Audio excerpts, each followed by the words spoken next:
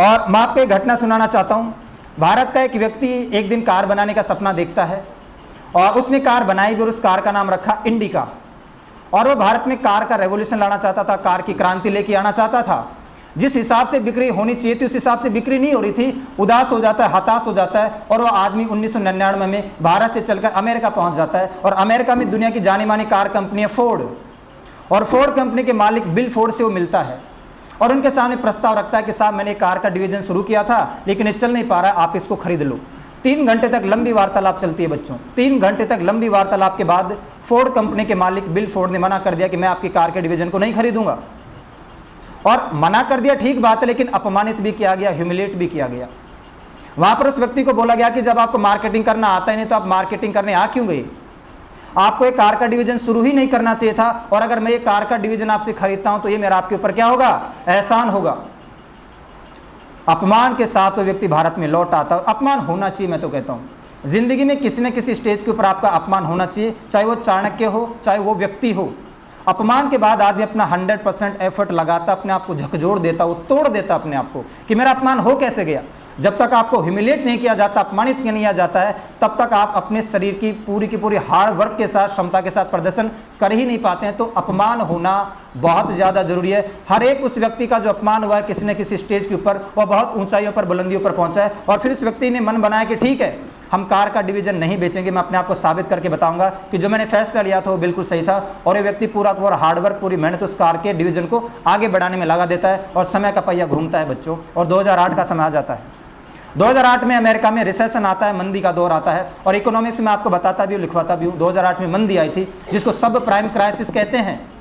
और उस मंदी के दौरान फोर्ड कंपनी की 2 सहायक कंपनियां हैं, 2 सब्सिडरी कंपनीज है जिनका नाम है जगुआर और लैंड रोवर।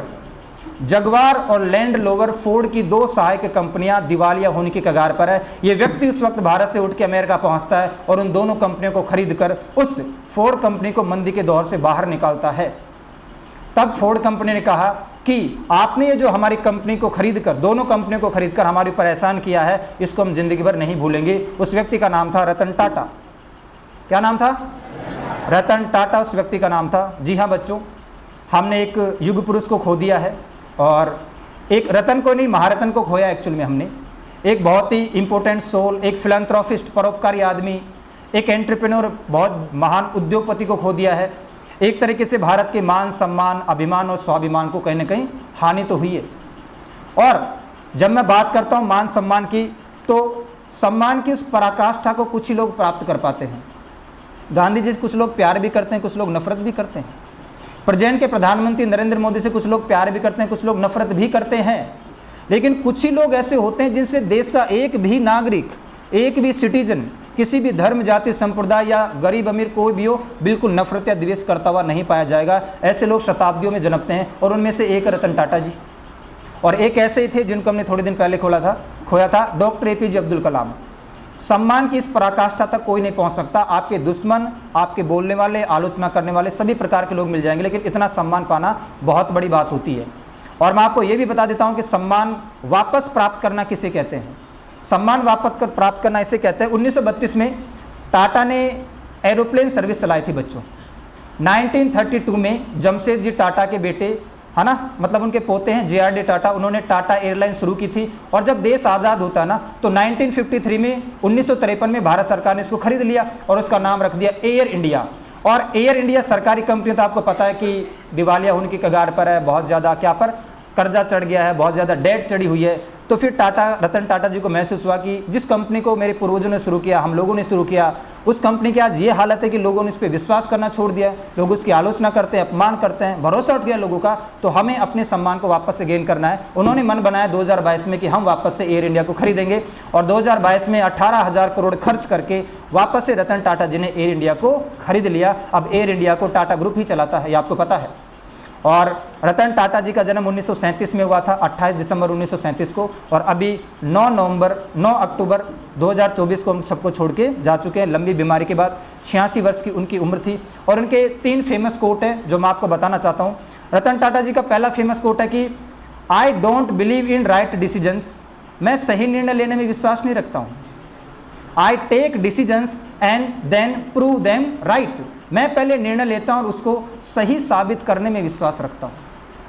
एक और उनका फेमस कोट है कि यदि none can destroy an iron but its own rust, iron को कोई समाप्त नहीं कर सकता, केवल उसकी खुद की जंग समाप्त कर सकती है। वैसे none can destroy a person but its own mind set can, वैसे किसी व्यक्ति को कोई समाप्त नहीं कर सकता, उसका खुद का दिमाग या उसका माइंड सेट नष्ट कर सकता है।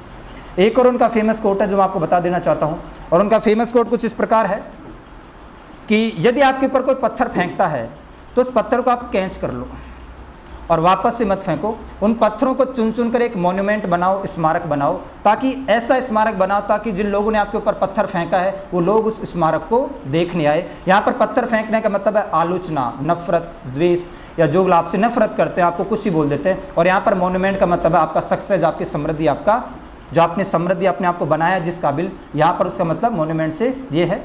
तो और रतन टाटा जी का सम्मान इसलिए भी होता है कि उन्होंने हर एक चीज़ हमें दी है, नमक से लेकर एरोप्लेन की सर्विस उन्होंने हमें प्रोवाइड की है। हर एक सेक्टर में उनका योगदान है, चाहे वो नमक हो, चाहे वो चाय हो, चाहे वो बिजली हो, चाहे वो ताज होटल्स हो, चाहे वो आपकी एयरप्लेन सर्विस हो, चाहे वो आपका टेलीकम्युनिकेशन मार्केट हो, हर एक चीज़ में उन्होंने हमें कुछ ना कुछ दिया है। तो हम प्राउडली कह सकते हैं कि हमने टाटा का नमक खाया है, यस और नॉट? हम सब ने टाटा का नमक खाया है और वो टाटा जी जा चुके हैं हमारे बीच। और सम्मान इसलिए भी होता है क्योंकि दुनिया में बहुत सारे अमीर लोग हैं, बहुत सारी अमीर कंपनियां, लेकिन परोपकार का काम जो ये करते हैं शायद ही कोई करता है। ये अपनी इनकम का 66% आम जनता की सेवा में लगाते हैं, 66% ये फिलैंथ्रोपिस्ट वर्क में लगाते हैं, परोपकारी कार्य में लगाते हैं, एजुकेशन के लिए, वुमेन एम्पावरमेंट के लिए, है ना, हेल्थ के लिए और अपने पर्यावरण को बचाने के लिए। तो एक सैड डे है हमारे लिए और इनको हमेशा याद किया जाएगा। काश वक्त को हम रोक पाते, लेकिन रोक तो सकते नहीं है, वो जा चुके हैं। ठीक है, इसी के साथ मैं अपनी वाणी को विराम देता हूँ। धन्यवाद।